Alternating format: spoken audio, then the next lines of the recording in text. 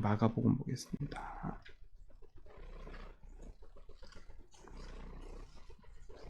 마가복음 6장입니다. 1절로 6절.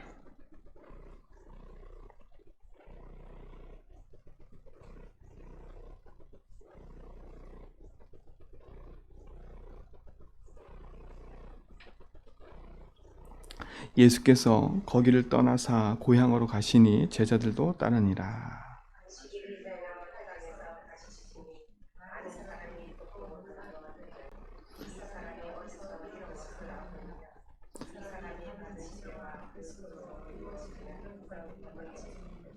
이 사람이 마리아의 아들 목수가 아니냐? 야고보와 요셉과 유다와 시몬의 형제가 아니냐? 그 누이들이 우리와 함께 여기 있지 아니하냐 하고 예수를 배척하니라.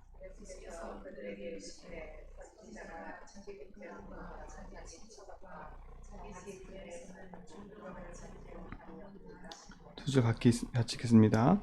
거기서는 아무 권능도 행할 수 없어 다만 소수의 병자에게 안수하고 고치실 뿐이더라. 그들이 믿지 아니하면 이상히 여기셨더라. 아무리 기적을 베풀어도 안 믿을 사람은 안 믿게 돼 있어요. 하나님의 은혜가 아니면 우리가 믿을 수 없는 거지요.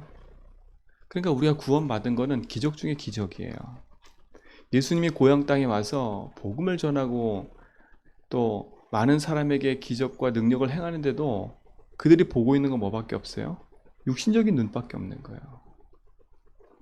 전 나랑 같이 자랐고 나랑 같이 놀던 사람인데 왜 저러냐? 참 우리가 신앙생활에요 있어서 우리 자신이 하나님이 주신 축복과 응답을 보지 못하면 육신의 눈에 붙잡혀서요 아무것도 할 수가 없어요. 육신의 눈에 붙잡혔다는 말은 뭐겠어요? 내 기준, 내 생각, 세상 것, 내가 경험한 거, 그게 다라는 거예요. 근데 하나님의 능력과 하나님의 세계는요 그 이상의 것이잖아요. 지금 예수님이 사람의 몸을 입고 오신 이유는 다른 게 아니에요. 우리 인간을 구원하기 오신 거라니까요. 근데 단순히 그들은 뭘로밖에 못 봤어요? 육신의 사람으로밖에 안 보는 거예요. 우리가 믿는 예수님은 하나님이십니다. 그분은 우리를 구원하기 위해서 하나님이 낮아지셨어요. 그 낮아지다는 말은 사람의 몸을 입고 오신 거예요. 죄인된 몸으로. 죄가 없으신 그분이 우리 인간의 죄를 해결하려고 오신 거라니까. 그럼 이거는 진짜 어떻게 보면 하나님이 밑바닥에 낮아지신 거예요. 근데 사람들이 그 사실을 모르잖아요. 예수님이 우리를 구원하시려고 하나님이신 그분이 오셨는데 그분이 오셔서 우리가 당하는 고통을 그대로 당하셨다니까요. 우리가 채찍맞고 우리가 죽어야 될 그 자리에 예수님이 우리 인생의 모든 죄의 짐을 지고 십자가를 지신 거예요. 그래서 세례요한이 그랬어요. 보라, 세상 죄를 지고 하는 하나님의 어린 양이구나 라고 말하는 거예요. 세상 죄, 우리 인생의 모든 죄의 짐을 지고 가시는 분이에요. 죄의 짐을 지고 십자가에 처형당하신 분이에요. 피 흘리신 분이에요. 우리 대신. 근데 그렇게 안 하셔도 됐는데 하나님이 우리를 사랑하신 그 큰 사랑으로 말미암아 하나님이 우리를 구원하시려고 그 피를 흘리신 거라니까요. 그러면 우리가 구원받은 것에 있어서는요 정말 감사해야 돼요. 그분은 십자가에서 죄인 된 우리 인생, 그게 무슨 문제예요? 많은 기적을 베풀고 많은 사람의 병들을 고치고 귀신을 떠나가게 한 것도 중요하지만 진짜 문제가 뭐겠어요? 인생에 그 문제가 올 수밖에 없는 가장 근본의 문제가 뭐예요? 하나님을 떠나서 온 인생의 문제인 거예요. 거기에 흑암이 개입해 있었어요. 그게 인간의 죄가 된 거예요. 그래서 평생 인간은요 내가 잘났다고 살 수가 없는 존재예요. 세상의 육신 것에 잘나서 세상에 자랑을 하는 것처럼 보이지만 인생은 하나님 만나지 못하면 죄 용서받을 수가 없어요. 그렇죠? 사단을 이길 수가 없어요. 그게 인생의 문제인 거예요. 사람들이 이게 안 보이는 거예요.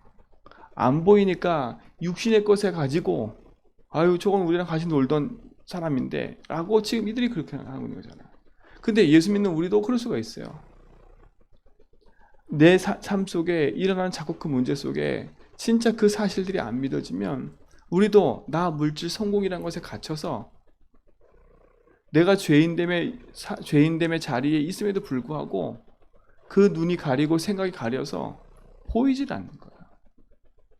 그러니까 우리가 죄인임을 깨달았다는 거는 진짜 은혜예요. 야, 진짜 내가 죄인이었구나. 내가 진짜 하나님 그리스도 아니면 절대 불가능한 존재였구나. 내가 그리스도 아니면 진짜 내 인생은요 영원히 저주받을 인생 아니에요. 1억 천금을 갖고 있어도 하나님 만나지 못하면 그 인생은 저주받을 인생이라니까. 세상에 내 자식들이 잘나서 성공해도 내가 몇 채의 집을 갖고 있어도 내 인생이 하나님 만나지 못하면 죄 용서를 받을 수가 없어요. 죄 자체를 용서받을 수 없어요. 그 죄는 어떤 죄를 말해요? 원죄를 말해요. 하나님 떠난 죄. 모든 사람이 죄를 범하였으면 하나님의 영광에 이르지 못하다니. 인생은 하나님 떠나 태어났기 때문에 하나님의 영광 가운데 살 수가 없어요. 왜요? 죄 때문에. 그렇죠? 그 죄 때문에 인생은 저주, 재앙, 고통이 계속 오는 거예요. 그러니까 우리 삶이 죄인임을 깨닫는 자체가 축복이에요. 그래야 십자가의 가치가 대단하구나. 십자가의 가치가 대단하구나. 저 십자가로 말미암아 영원히 죽을 내 인생, 죄로 말미암아 저주받고 흑암에 빠져 이 세상 풍속을 쫓아만 살 수밖에 없는 내 인생인데, 야, 주님이 낮아지셔서 그 사실을 믿을 때 하나님 나를 구원하시는 거예요. 아무 조건이 없어요. 누구든지 그 예수 이름을 부르면 구원 얻으리라 얘기했어요. 그렇죠? 마음으로 믿고 입으로 시인하기만 하면 구원 얻는다고 말씀하셨어요. 하나님은 그래서 모든 사람이 생명 가운데 돌아오기를 원해요. 우리도 신앙생활하는 데 있어서 나 물질 성공이라는 세상적인 것에, 육신적인 것에 묶여서 하나님 능력을 보지 못하는 그런 어리석음에 빠지지 말고요. 오늘도 진짜 예수를 주로 고백하면서 믿음의 바른 선한 길을 우리가 가는 거지요. 그래서 우리가 그리스도가 십자가에서 하신 그 일이 우리 삶 속에 답이 되고 응답이 되는 거잖아요. 그 일이 뭐예요? 예수님이 낮아지셔서 십자가 지신 그 이유는 첫 번째, 우리 인생의 모든 죄의 짐을 짊어지시고 피 흘리신 거예요. 우리가 받을 모든 저주 재앙을 끝내신 그 십자가. 그래서 우리가 아직 죄인 되었을 때에 그랬어요. 우리가 죄인 되었을 때에, 우리가 하나님 믿지 못하고 죄인 된 상태에 있을 때에 예수님은 이미 십자가에서 모든 문제 해결하고 우리를 기다리고 계셨던 거잖아요. 그렇죠?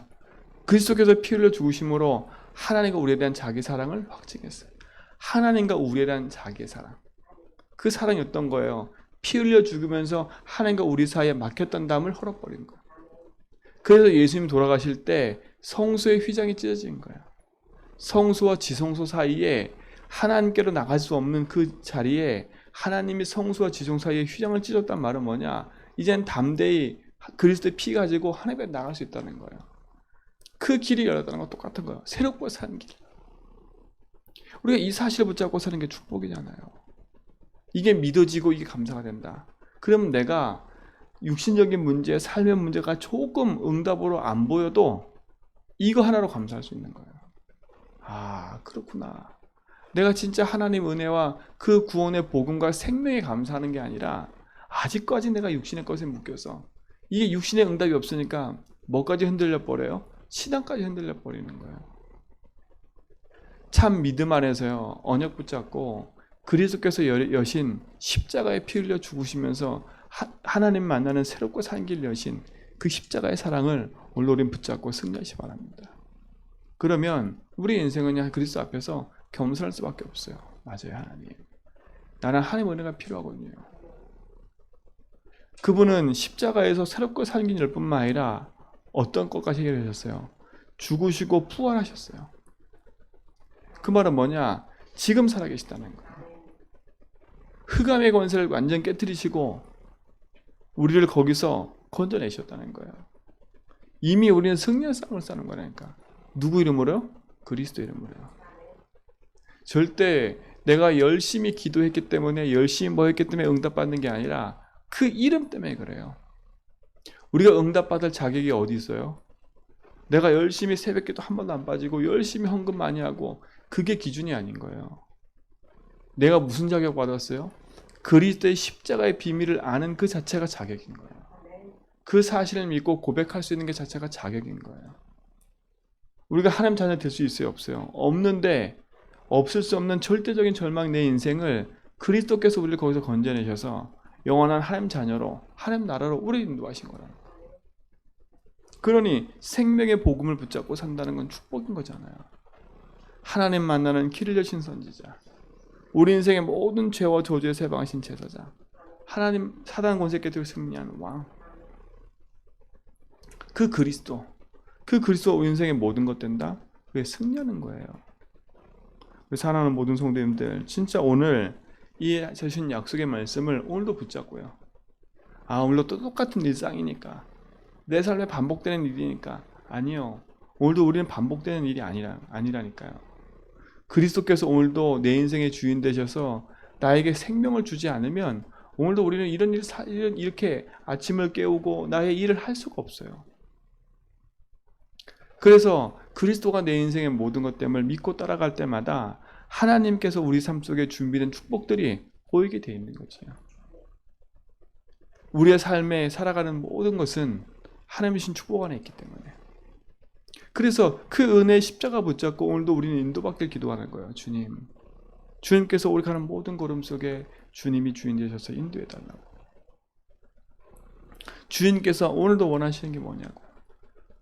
그렇죠? 오늘도 자꾸 일어나는 모든 사건과 문제 속에서 복음 앞에 재해석할 수 있는 힘을 가져야지요. 이게 왜 왔지? 인본주의 쓰고 머리 쓰는 게 아니라 그리스도께 내놓고 주님, 이 부분에 주님이 주인 되어주세요. 그렇죠? 우리에게는 의사가 있어요. 우리 인생의 모든 닥친 고난과 모든 것을 고치는 의사가 있다니까. 그분이 그리스도 아니에요. 그분을 손님으로 모시지 말고 주인으로 모시라니까. 그냥 내 인생의 질병 고쳐주고, 내 인생에 그냥 맡겼던 경제 문제 풀어주고, 그냥 인간관계 풀어주는 그런 분들을 믿지 말라니까요. 내가 원하는 걸 해주는 그런 분으로 믿는 게 아니에요. 우리는 그거 해결이 아니라 주님께서 원하는 게 뭔지를 찾아요. 하나님 원하시는 그 일을 위해서 살아가는 거예요. 그러면 우리의 삶의 기도와 모든 것이 조금씩 틀려져야 되겠지요. 내가 원하는 육신적인 기도에서 하나님 원하는 게 뭘까? 그렇죠? 어떻게 하면 하나님 영광 돌리며 살아갈 수 있을까? 오늘도 어떻게 하면 내가 주의 말씀 앞에서 바른 복음의 길을 인도받아 갈까? 그 응답이 우리에게 있게 될 줄 믿습니다. 또 하나는 뭐예요? 이제는 이 복음 붙잡고 살아가는 데 있어서 참된 복음을 전할 때 우리 삶 속에 이와 같은 일이 일어나요. 예수님도 고향 땅에서 배척당했다니까. 그 말은 뭐겠어요? 우리 삶의 복음을 전하는 그 자리마다 이런 사건이 일어날 수 있으니까 낙심하지 말라는 거예요. 낙심하지 말라는 거예요. 왜요? 저들의 마음이 강팍하고 저들의 마음이 뭐예요? 세상 육신 것에 꽉 들리니까 하나님 말씀이 들려지지 않아요. 오히려 그 현장을 놓고 불쌍히 여겨야지. 그렇죠? 그 현장에서 우리가 낙심할 일이 없는 거예요. 오늘도 부딪히는 모든 사건과 일 속에 낙심하지 말고 그 현장에서 하나님 살아계심을 가지고요. 그리스도의 빛을 비추는 증인 되기 바랍니다. 그래서 내 주위에 있는 모든 현장의 사람을 놓고 기도하세요. 어떻게 보면 우리 가족이 내 주변의 사람이 제일 늦게 돌아올 수도 있어요. 그러나 낙심하지 말 건 하나님이 주신 복음의 빛을 비추면, 하나님이 역사하시면, 하나님이 인도하시면 어떤 일이 벌어질지 몰라요. 그래서 내가 속한 현장과 그곳에서 그리스도의 빛을 비추는 축복들이 회복되는 거예요. 이게 캠프예요. 이게 빛의 운동이에요.